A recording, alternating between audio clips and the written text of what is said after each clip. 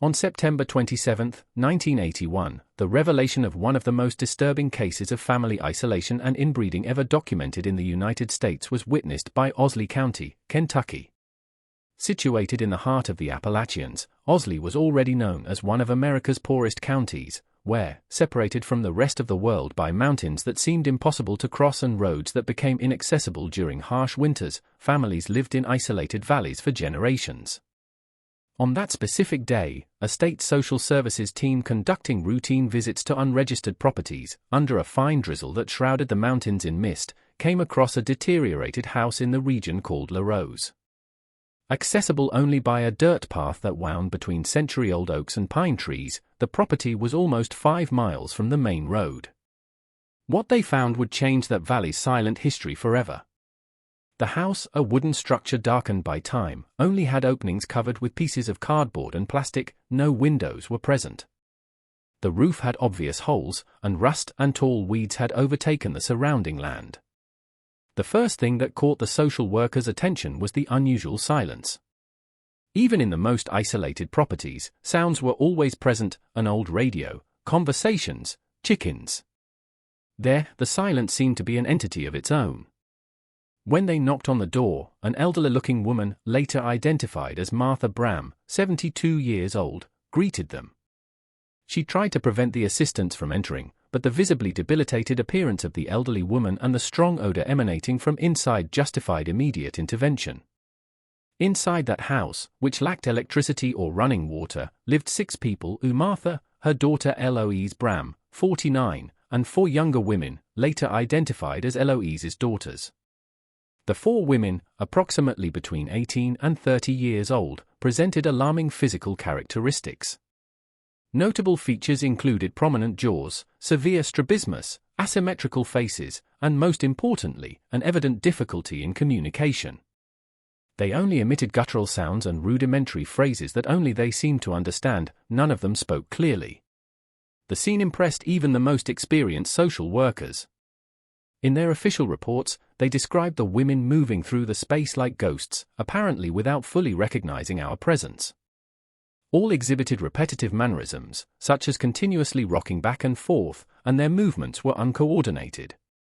Most disturbing was the total absence of records. None of the 4 women had any official document, school record, or birth certificate. It was as if to the world beyond those walls, they didn't exist. That case would mark just the beginning of the discovery of a history of inbreeding that extended for decades, an invisible cycle of isolation, abuse, and neglect that produced one of the clearest examples of the devastating effects of continued family crossbreeding. While the authorities attempted to understand what they were seeing, the 4 sisters, Agnes, Mary, Louise, and Catherine, names they would receive later, as they lacked official identities, remained seated on the dirt floor, as if that interruption in routine was just a brief inconvenience in decades of silence.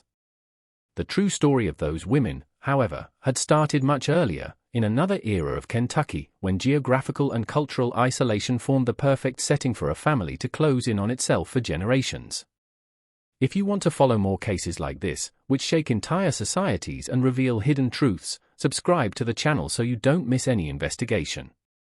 Initial investigation and medical findings. After the initial discovery, Owsley County authorities faced an unprecedented challenge: how to investigate a situation with practically no formal documentation, external witnesses, or records. The 4 women were immediately taken to Cumberland Valley Regional Hospital for medical evaluation, while Martha and Eloise remained in custody. An alarming picture was revealed by the first medical reports, dated September 30, 1981. The 4 sisters presented a series of physical and cognitive characteristics compatible with what doctors at the time termed degeneration by inbreeding. Dr. Robert Harkins, head of the medical team, noted in his confidential report, "We are facing a case where family endogamy seems to have occurred for multiple generations, resulting in classic manifestations of accumulated recessive disorders." Obstacles and early clues. From the beginning, the investigation into the family history faced significant obstacles. Martha Bram refused to cooperate, claiming that family matters were nobody's business. The little information she provided was vague and contradictory. LOEs, in turn, presented limited cognitive capacity and showed evident signs of deep psychological trauma. It was through testimonies from distant neighbors and parish records from the local Baptist church that investigators began to piece together the macabre puzzle of the Bram lineage.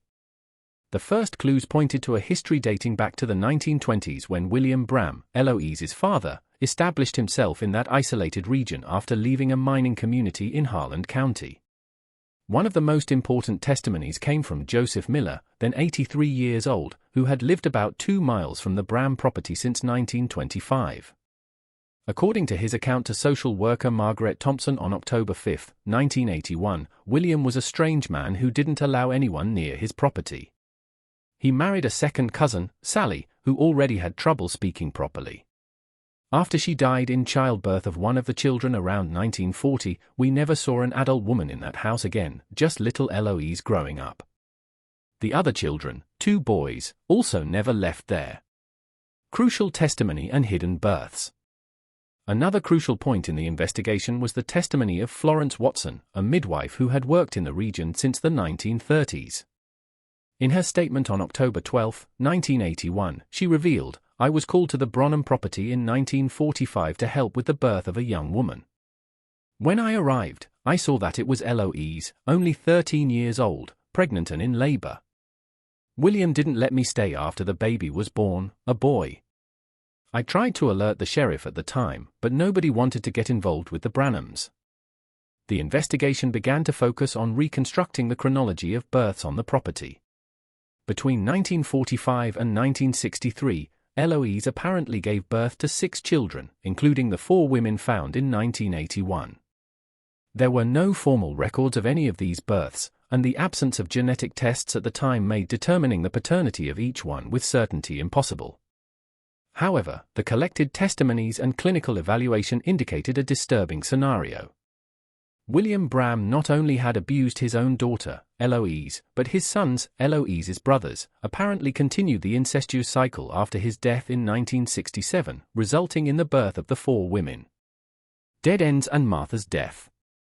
A false lead arose when investigators speculated about the possibility of the women belonging to an isolationist religious community.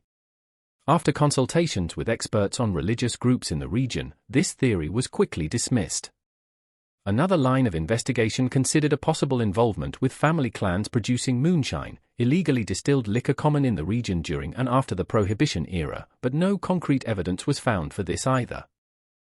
One of the most significant obstacles to the investigation was the sudden death of Martha Bram on October 29, 1981, just 1 month after the discovery of the case.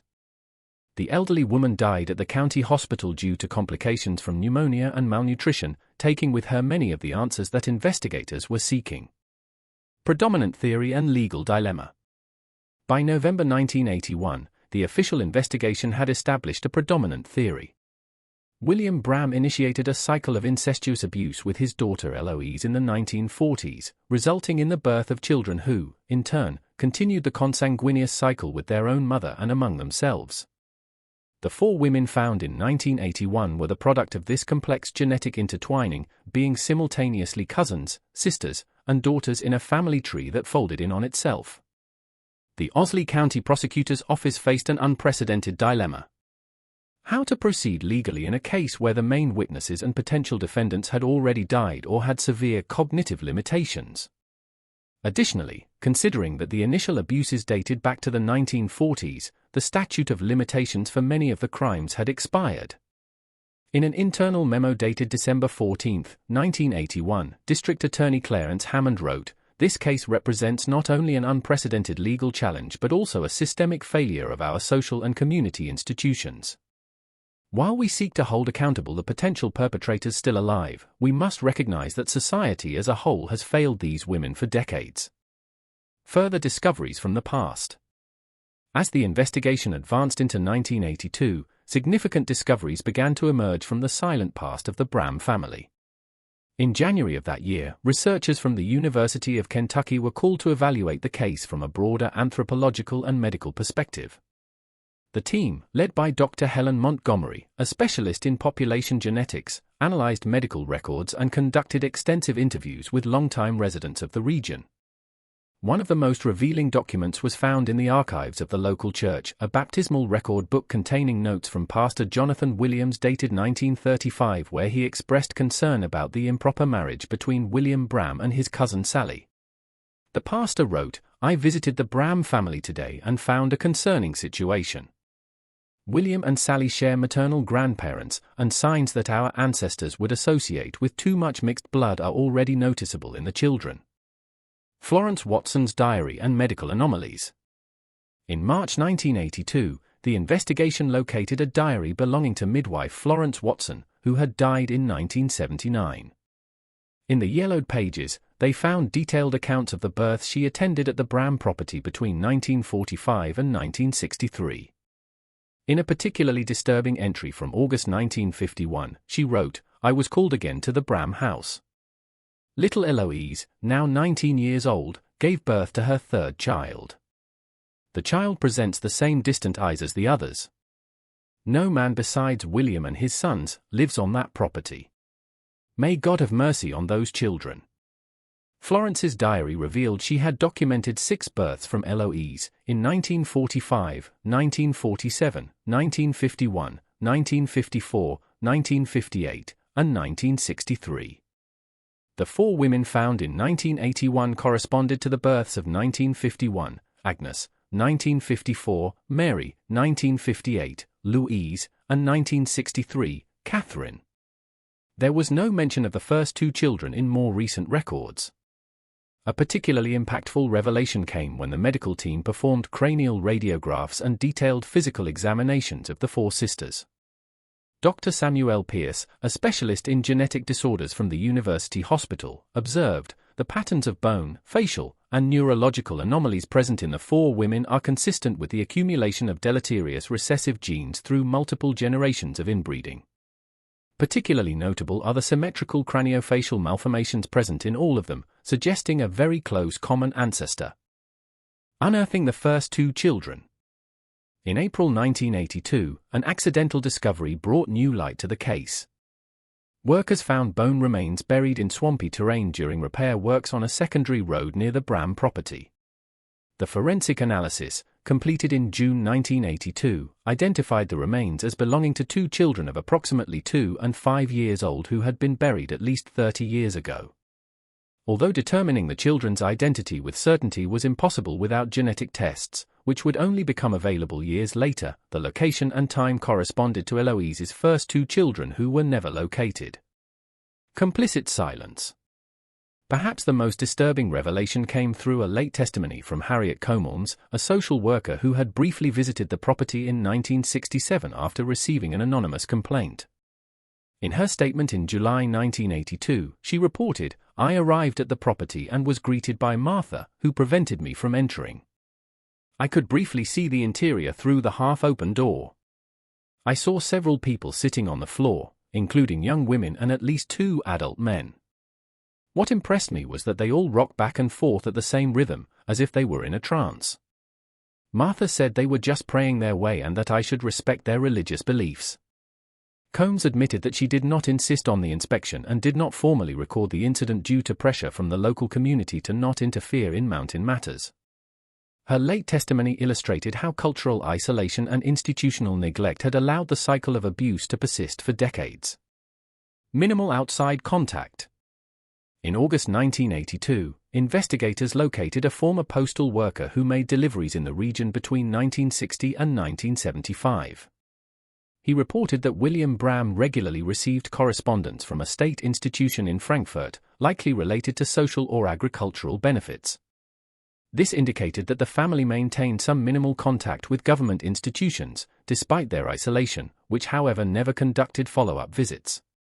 A crucial piece of evidence emerged in September 1982 when Dr. Montgomery's team analyzed old photographs of the community and identified Eloise in a school photo from 1940, her only appearance in official records. The 8-year-old girl already showed subtle physical signs compatible with first-degree consanguinity, suggesting that the incestuous cycle could have begun even before her, possibly with her own parents. Progress and reflection. Throughout these months of investigation, the four sisters remained in a state institution for people with cognitive disabilities, where they received basic education and proper medical care for the first time. The institution's reports indicated modest but significant progress. After 6 months, Agnes and Mary could already communicate with simple phrases and learned basic self-care tasks. Louise and Catherine, the youngest, demonstrated greater adaptability and learning capacity. Leave in the comments, never give up on the truth if you believe all missing persons deserve to be found. The final family tree. By the end of 1982, after more than a year of intensive investigation, Kentucky authorities had finally established what became known as the Bram case, one of the most extreme examples of continuous inbreeding and family isolation documented in the United States. The story that emerged was more complex and disturbing than the initial assumptions. William Bram, born in 1902, grew up in an isolated mining community in the Appalachians, where marriages between cousins were relatively common due to cultural and geographical isolation. In 1920, he married his second cousin, Sally Jenkins, with whom he had 3 children: Eloise, born in 1932, and 2 boys, Jacob, 1934, and Caleb, 1936. After Sally's death during the birth of a 4th stillborn child in 1938, William isolated the family even more, moving to a remote property in Osley County. It was there, as investigators determined, that he initiated a cycle of incestuous abuse with his daughter Eloise, resulting in the birth of her first child in 1945 when she was only 13 years old. From there, the horror multiplied. Both William and his sons Jacob and Caleb maintained incestuous relationships with Eloise, creating a complex genetic web where the subsequent children born were simultaneously siblings, half-siblings, and cousins. Martha, William's mother-in-law, and Sally's mother, remained on the property throughout this period, apparently unable to prevent or accepting what was happening. Timeline and genetic implications. The final legal documents compiled in December 1982 established the following timeline and genealogy. 1945, birth of Eloise's first child, a boy. Paternity attributed to William, her own father. This child died at age 2 and was buried on the property. 1947, birth of the second child. Paternity uncertain between William and Jacob, Eloise's father or brother. This child also died in early childhood. 1951, birth of Agnes. Paternity attributed to Caleb, Eloise's brother. 1954, birth of Mary. Paternity attributed to Jacob, Eloise's brother. 1958, birth of Louise. Paternity possibly attributed to the son born in 1945, Eloise's son, brother before his death. 1963, birth of Catherine. Paternity attributed to William, shortly before his death. The genetic implications were profound. Dr. Samuel Pierce explained in his final report, this case represents an extreme example of multi-generational consanguinity where the coefficient of inbreeding reached levels rarely documented in modern medical literature. The phenotypic manifestations observed in the 4 surviving women are consistent with the homozygotic expression of multiple deleterious recessive genes. In medical terms, the 4 sisters presented a constellation of rare genetic conditions including moderate to severe intellectual disability, moderate microcephaly, characteristic craniofacial deformities, skeletal anomalies, particularly in the extremities, congenital heart problems in 3 of them, partial hearing loss, neurological disorders manifested as communication difficulties and repetitive movements, legal resolution and institutional impact. The legal resolution of the case was complicated by several factors. William Bram had died in 1967. Jacob and Caleb, who would have been between 46 and 48 years old in 1982, were never located. Investigators suspected they had also died or left the region years before. Eloise, at 50 years old in 1982, was assessed as severely cognitively compromised and unable to legally answer for her actions. On February 14, 1983, Judge Howard Thornton issued his final decision. Due to Eloise's mental state and the death of the main perpetrators, no formal criminal charges were filed. Eloise Bram was declared legally incapable and sent to a state institution for long-term care. The four sisters, Agnes, Mary, Louise, and Catherine, became wards of the state of Kentucky, remaining in specialized institutions. The impact of the case on state institutions and the local community was profound. In March 1983, a new protocol for regular visits to isolated properties, especially in mountainous regions with a history of cultural isolation, was instituted by the Kentucky Department of Social Services. State legislation was revised to strengthen abuse prevention and child protection mechanisms. For the small community of Olay County, the case represented a turning point. The silence that had allowed horror to perpetuate for decades was finally broken. In an editorial in the local Alley County News in April 1983, the editor wrote, "For too long, we have hidden our eyes behind the notion of mountain autonomy and family privacy." The Bram case teaches us a painful lesson about the price of collective indifference and silence. Subsequent developments and legacy. The subsequent developments of the case revealed more about the lasting impact of extreme inbreeding. Throughout the 1980s, the four sisters received the special education and medical treatments they had never had access to before. The institution's reports documented slow but significant progress. Agnes, the oldest, never developed complete speech, but learned basic sign communication and could perform simple tasks with supervision. She died in 1997 due to cardiac complications at the age of 46. Mary demonstrated greater adaptability, learning to read simple words and developing notable artistic abilities. Her drawings, often depicting four female figures holding hands, were preserved by the institution. She died in 2001 at age 47 due to a respiratory infection. Louise, considered the most resilient of the four, eventually managed to work on supervised tasks in the institution's laundry and develop basic social relationships with other residents and staff. She died in 2008 at the age of 50.